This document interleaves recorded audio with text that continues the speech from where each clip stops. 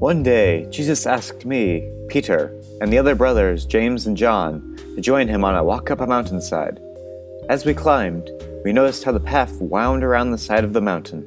It was a steep climb for me, and we found that all of us needed to stop several times to catch our breath.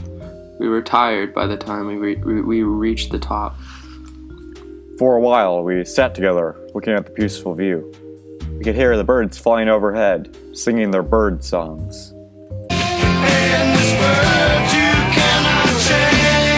We could feel the wind gently blowing through our hair. I thought to myself that this was a good place to be. It was nice that the four of us could experience this beauty together. Jesus headed off to a place not too far away. He raised his arms and in a low voice. You could hear him as he began to pray to God.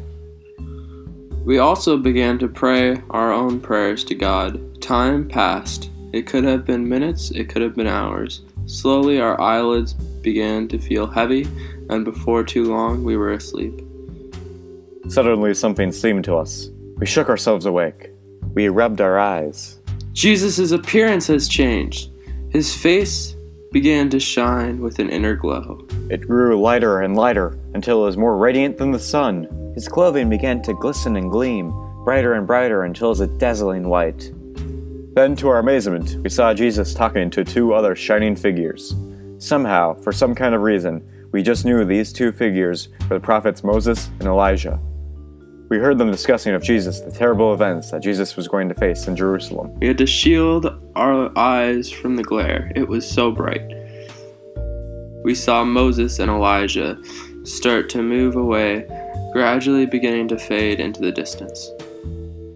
Quickly shouted out without thinking or hesitating, Jesus, this is a great moment.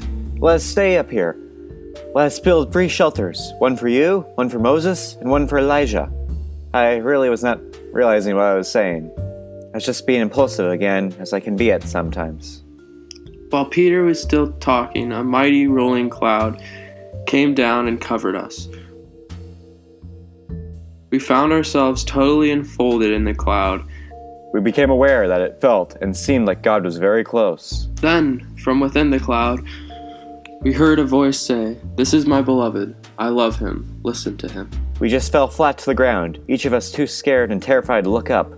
We lay there until a hand softly touched us on our shoulders.